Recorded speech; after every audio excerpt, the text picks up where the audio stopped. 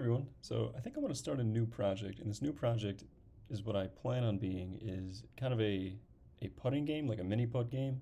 But then once we have this putting game, we can kind of, you know, simulate all these putts from all these different angles and powers, and we can get a face base of the green. Now this was obviously, you know,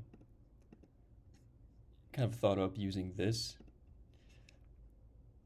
video right here from Alpha Phoenix. This is outstanding. If you look at, something like this, he simulates a ton of golf balls being shot through the screen, and this is the phase space that comes out of it.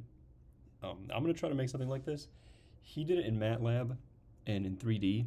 I'm going to try to do this using Rust with macroquad, and I'm going to make this just 2D for now. Maybe at some point we can add, some modifiers. So like if you're in this area, it pushes you in one direction as a slope would, But I'm just gonna think of this as 2D, and we're gonna see what we can do.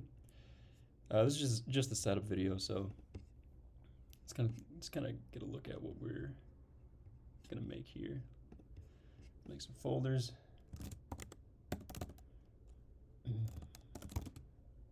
What do we want to call this? Let's call this putt. Folder putt.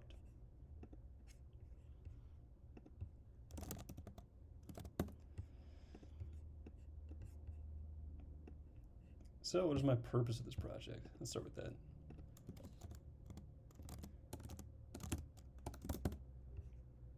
No, don't update my thing. You're crazy.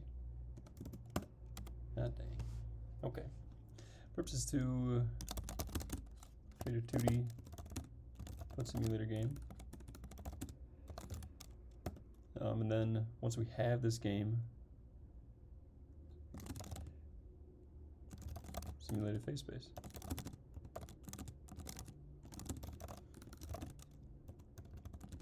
Putts and angles that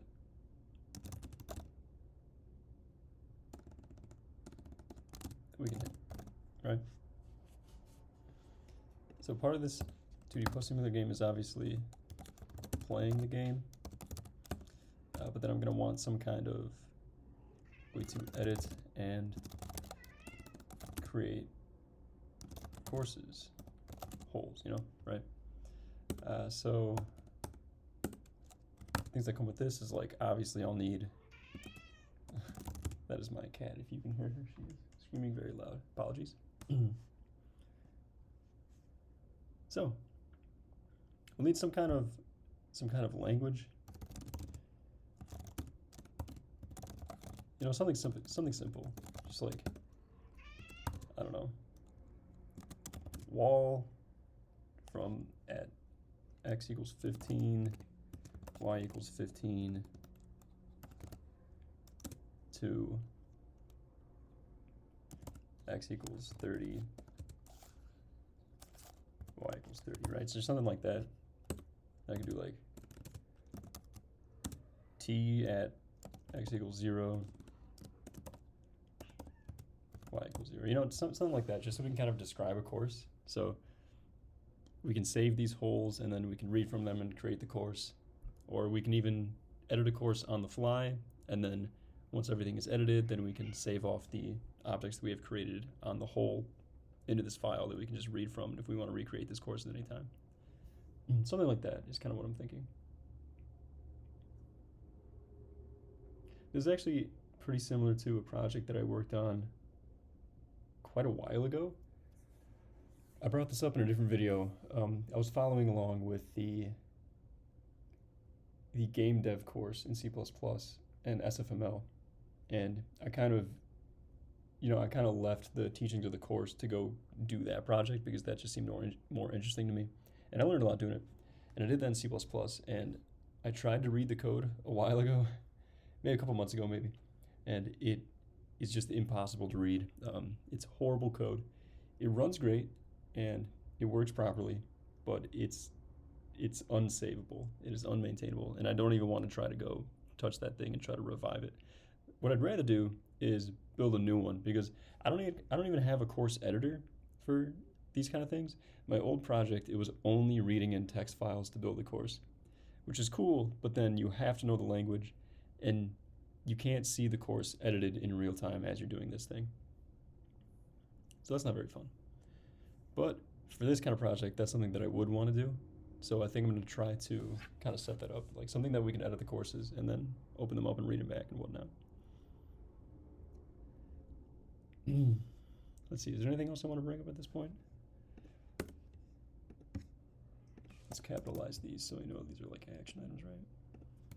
Create, simulate, play, edit, and create. Okay, let's see.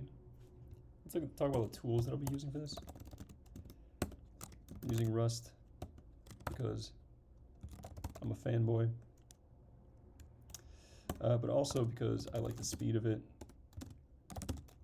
And it will be, you know, the concurrency model for Rust is pretty nice. I haven't gotten too much into it, so more about the concurrency tools in Rust. Because if we are going to be simulating, say we simulate like, you know, maybe we have to shoot 8,000 balls and let them come to a rest. That could take a very long time. So I don't want to wait for 8,000 of them to do their thing and just like wait and wait and wait, right? So if I can shoot off a ton of them at once, you know, you can think of it, I'd rather only wait for 1,000 balls on 8 threads than wait for 8,000 balls on 1 thread. So if we can multi-thread this using some concurrency, which is a lot easier in Rust than it is in other languages because it's kind of built into the language, especially if you are using concurrency features, there are special things that are built in with the compiler even that kind of stop you from making mistakes that you would in other languages if you're not thinking about concurrency when you're building something. This is going to be a secondary thing, though. Obviously, speed is nice, but not. It's nice, but it's not like we'd rather have a working project.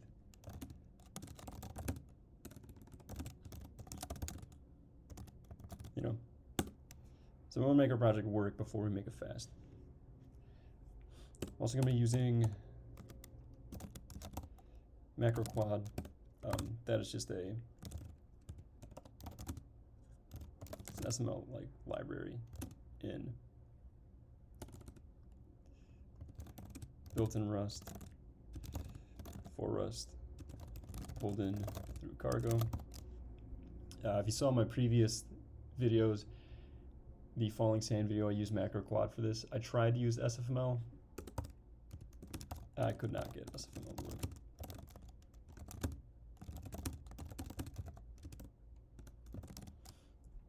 It just did not start up. There were a ton of problems I was having with it. There's literally an hour-long video of me just messing around, trying to get SFML to work, and I don't really want to bother with that. I'd rather just work on this project.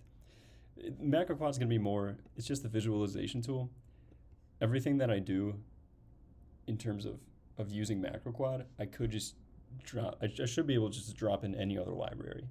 It really shouldn't be that big of an issue for me to pick up macroquad and drop something else in. I don't really see myself relying on this too much. All the math and everything I'll have to be doing outside of macroquad anyway, which is the important part of this.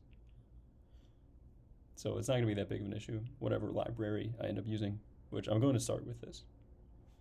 And we'll see how far I get. If there ends up being too many issues, because I have seen there are some issues with the library, but they're not that grand that they'll stop me from using it for this kind of purpose. If I was building a larger project, maybe I would think about using a more stable and functional thing. Not functional in the paradigm, but functional as in just reiterating on stable. Fast, you know, it's cheap and inexpensive, stuff like that. Free, cheap, and inexpensive. Let's see, what else do I want to mention?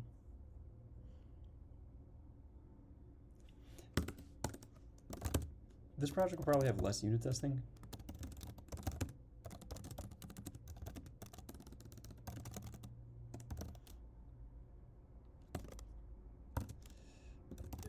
There's going to be more of a reliance on running the app and testing things out, which is not really what you want to do, right? The goal is to be able to test everything before you start running it. But for something like this, where I'm not super certain of all my ins and outs at every single moment, that makes it a lot more difficult to do. So there's things like obviously some math we can unit test. Some math, maybe collision, we can unit test. What else can we unit test? I mean, what else is there in this? There's a ball and it gets hit and it bounces around, it collides, and then when it collides with the hole, while it's under a certain speed, it drops into the hole, quote unquote, right? And then you've made the shot. So that's really all that there is collision. That's like the math.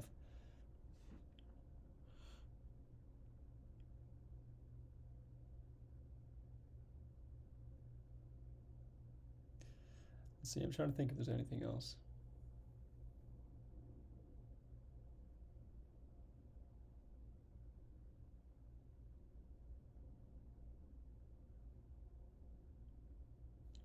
That might be all that I really want to bring up right now. This project, if I had to guess, this will probably take me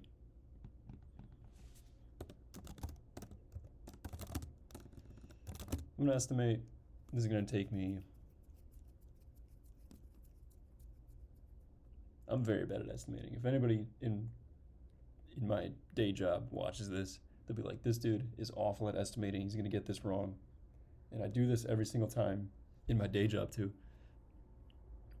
I'll estimate something, and I usually estimate way longer than it actually is going to take me, which is what everybody tells you to do.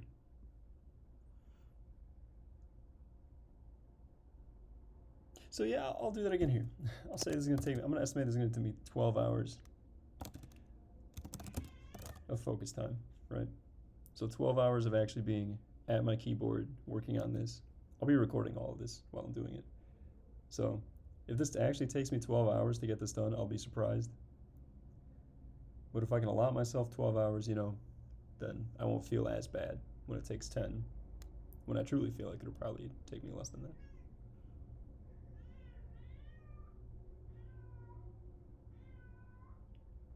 Okay, so I think that's kind of all I really wanted to say about the planning phase and what the purpose of this is, and kind of what I'm going to be using this for, what I think I'm going to be learning. You know, there's some fun stuff in here, definitely. I think there's going to be a lot of actually, I'm probably going to be doing some references to some Pan and Coic videos. He's a Super Mario 64, I don't even know what to call him, scientist? I don't know. He does a lot of stuff, and he kind of goes over the game mechanics and the actual math of everything behind what's happening in Super Mario 64.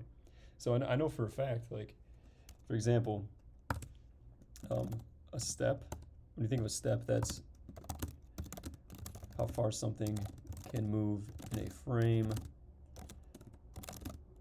based on its current speed. So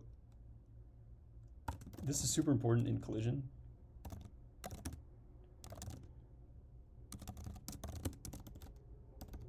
This is super important when detecting collision, especially because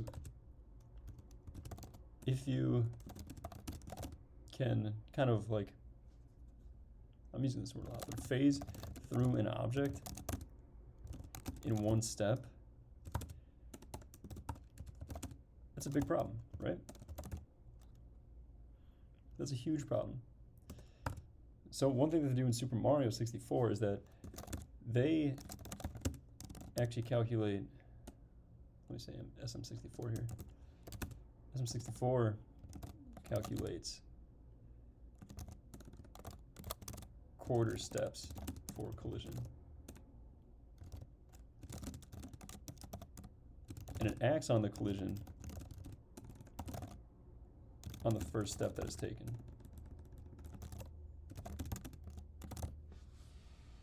First quarter step, sorry, excuse me. First quarter step that has collision. So this is one of the things that I'll bring up. I'm sure I'll pop open that video real quick when I get to it. If I can find it. There's a ton of videos he makes, and they're all great. I love all those videos. But we'll see if I can find the exact one that I'm thinking of.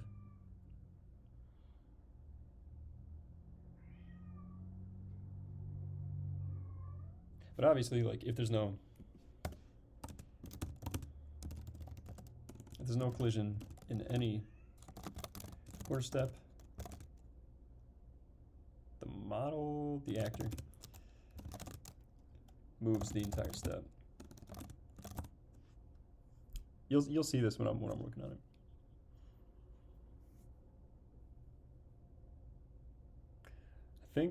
I think that's really all that I want to talk about for this. It's probably the third time I've said this in this video. But that's really all that I want to talk about in this. The next one I should be getting to work.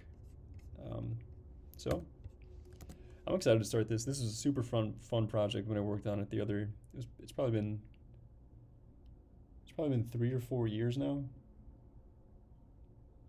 since I worked on something like this. And it was super fun when I was working on it. Really rewarding to see the results. So I'm excited to actually get started to work on something like this. So yeah, I hope you follow along, and if you do, I will see you there. See ya.